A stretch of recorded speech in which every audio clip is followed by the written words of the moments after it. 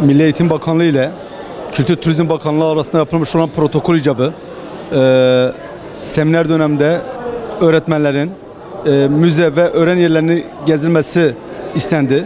Bu kapsamda müze ve öğren yerlerini yaklaşık 10 gün içerisinde 4000 öğretmen ziyaret etti. Öğretmenler özellikle çocuklarını ve ailelerini alarak bu ziyareti gerçekleştirdi. Bununla beraber çocuk ve ailelerin almasıyla beraber ziyaretçi sayısı yaklaşık 6000 dolayında oldu.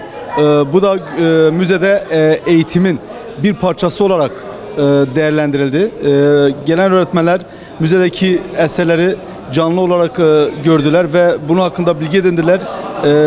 Daha sonraki kapsamda ise bunları inşallah öğrencilerine aktaracaklardır. Özellikle İlk Haber'e de burada teşekkürlerimizi sunuyoruz.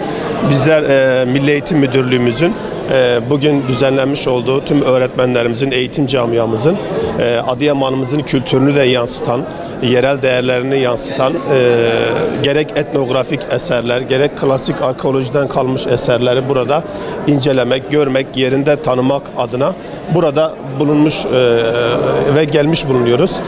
Bizler amacımız burada tarihimizle yüzleşmek, geçmişten bugüne kalan eserleri yerinde görmek ve bizler acaba bu eserlerimize bakarak daha ileriye dönük nasıl bir eser ortaya çıkarabiliriz? Bunları görüyoruz. Tabii ki bizleri geçmişe sürükleyici bir atmosfer var burada. Eserlerimizle yüzleşmek bizlere ayrı bir duygu veriyor. Hem etnografik eserler, hem arkeolojik eserler ve geçmişte kalmış olan buradaki özellikle inanç kültünü ifade eden bulgular bizleri son derece etkiliyor.